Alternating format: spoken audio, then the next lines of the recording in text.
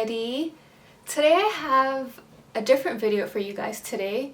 I have a challenge video, well actually a project challenge video for Briefbox. I actually had mentioned them in my last video for graphic design resources that students can use to have like practice projects, and they were listed as one of the websites.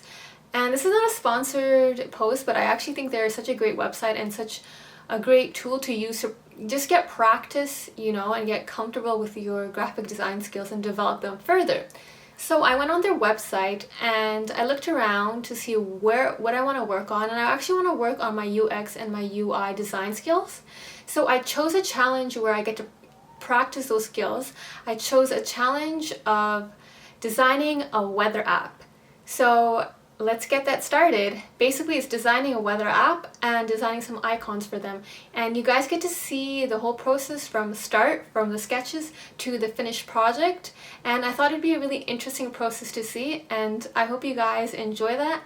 Let's get it started.